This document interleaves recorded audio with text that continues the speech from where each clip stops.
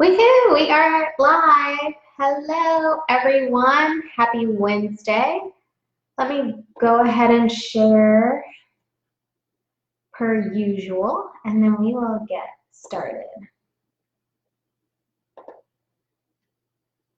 Just got back from a flight from LA, so I am tired, but I'm here for you guys because this topic is really important. So, okay. Shared in the group. Getting Instagram going. If you are on here live with me, say hi. If you're watching the replay, say hi. All right, got Instagram going, Facebook going. Hello, everyone. Rhea here. In case you don't know me, I am the founder and finance coach for City Girl Savings, and I am here with you again this week to talk about saving money, and this is right on time with the City Girl Savings Summer Savings Challenge, which is happening like right now, but starts June 30th, but you can sign up for it now. It's a free 4-week savings challenge that I have going on. So definitely, if you are looking to save money this summer, please, please, please sign up and save some money with me. Okay, since I'm getting ready for this summer savings challenge, I think it's really important to talk about saving money in general, and that's what I want to talk about with you today. I want to share a few signs that you may have a problem saving money. And, you know, I want to just start by saying this is like judgment-free zone. Hi, Ezzy. Nice to see you. Hope you're doing well.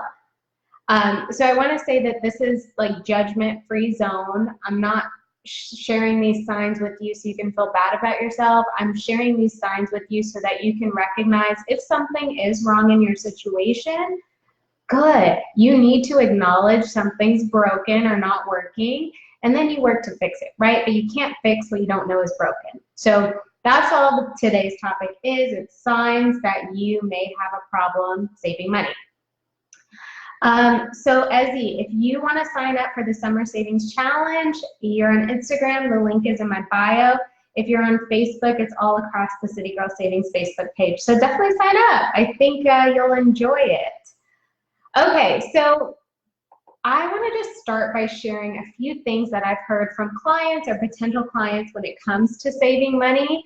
And if you have any of these thoughts, it could be a sign that there are some issues that need to be worked through in your finances. So if you say something like, well, I should have more money in my savings account each month, but I don't, that's a problem that you may not be managing your money to the best of your abilities. If you say something like, well, I make good money every month, but I still live paycheck to paycheck. So basically you're running on empty right before next payday. That's a potential problem. And then lastly, if you don't know how much you spend, that is a big, big, big sign that you may have a problem with saving money and just money management in general. So I want to just throw those 3 things that I hear often out. So if any of those apply to you, that's a sign.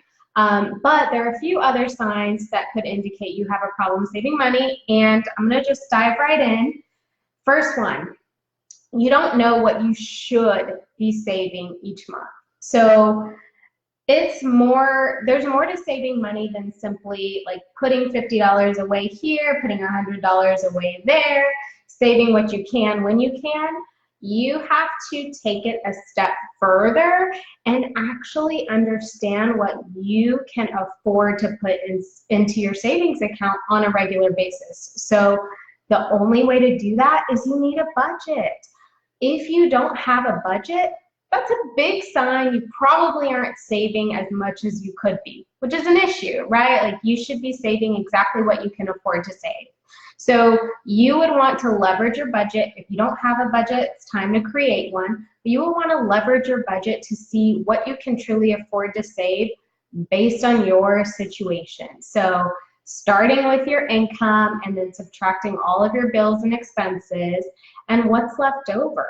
Do you have anything left over? Hopefully so, because we need to profit every month. But when you know what you have left over, that gives you a very good idea as to what you can actually afford to save every single month. So that's sign number one. You may have a problem saving money if you don't actually know what you should be saving every month. And your budget will show you that. Another sign is you don't have automatic savings transfers set up.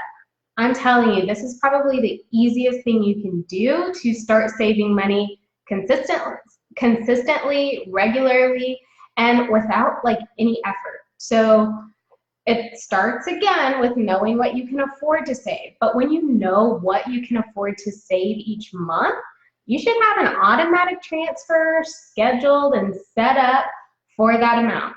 And if you don't, it could mean a few things. It could mean that you don't trust yourself to save that much, meaning you will likely spend it. So you're not setting up your automatic transfers because, well, you know you can afford to save it. You're likely going to go off and spend it. That's what it could mean if you don't have your transfer set up. It could also mean that you are you're weary, you're fearful, you think that you don't have enough, so you're not saving, right? You think something can come up, so you're not putting money in savings, keeping it in your checking account because you have that fear of not having enough. And I want you to break through that, or at least try to get to the root of what that is, because if you are moving money into your savings account, that should help you feel more secure. Like that should help take that fear away, that fear of not having enough, because that's what your savings should be there for. It's not there for you to touch regularly. It's there for you to use when you need it. So if you don't have automatic savings transfers set up, that could be a big sign that there's a problem in your finances that needs to be addressed so that you can start saving money consistently. So I just want to say, don't let fear keep you from saving money, setting up these automatic transfers, even if it's as little as $25 a paycheck, $25 a month. Just start somewhere. It will make a huge difference. Okay, moving right along. Another sign that you could have a problem with saving money is you use credit cards for large or even small purchases and then you don't pay them off. So what do I mean when I say that? I mean you're carrying a balance month over month, meaning you're spending more on your credit card than you can actually afford to pay off. So if you don't have money saved for a large purchase or even a small purchase where you could use cash in your actual checking account for it, you probably shouldn't be buying it, number one. But number two, you don't want to use credit cards that way. So you want to plan and save for your large purchases. And that's a good sign that you're managing your money appropriately. Impulse spending on large purchases is definitely a bigger issue that we're not going to get into right now. But if you are using credit cards for any types of purchases, not just large, but any types of purchases, and you're not paying them off in full each month, that's a problem. And that means you need to go take a nice hard look at your budget and see where you're overdoing it, where you're overspending, where you're spending money on things you don't need, and then tighten it up. Tighten it up, get that credit card to zero, and then use it for this is the best way to use credit cards. Start at zero, whatever purchase you need to make sure it's budgeted for, right? So you have the money in your checking account. Use your credit card for it, get the points or the miles or whatever type of reward you have, pay the credit card in full each month, and then do it again and again and again. That's how you got to do it. Okay, moving right along. Another sign you may have a problem saving money, you indulge, but you don't have an emergency fund. And let me just say, again, no judgment, because this was totally me. Like a decade ago, I was that girl. I was that girl who would take trips with friends, go out to eat, nice restaurants, go out, all this fun spending money type stuff. And then I would come home and like have no money in my bank account. I'd be struggling to pay rent. I get it. I was that girl who wanted to just live life and didn't really think about my responsibilities, even though they were there and they were looking me right in the face. So if you indulge in whatever it is that you like to do, but you don't have an emergency fund, you don't have any savings for if something came up, that is a big, big sign that you have a problem saving money and managing your money, and you got to tighten it up, okay? So your emergency fund should be saved before any fun spending takes place, okay? No emergency fund means saving problem. So make it a point to cut back on the unnecessary spending. You know, it doesn't have to be a lifetime, right? Like, don't think of budgeting as, oh, well, I'm not going to be able to do anything fun forever. No, you may have to cut it back, right, for a certain amount of time till you reach whatever goal you have. But imagine when you do reach that goal, imagine when you do have an emergency fund, then you can take trips, then you can, you know, go out and do things, and you still have money in the bank to pay rent. Trust me, it is much better doing it that way. Speaking from experience, okay? So trust me. Okay, and then lastly, a sign that you may have a problem with saving money is if your income increases. Okay, so you get a raise, you know, get a second job, whatever, you're making more money, but your spending also increases. Like this is a big one, and this happens to a lot of people. It's almost like we think if we're making more money, we have to spend more money, and it's really not the case.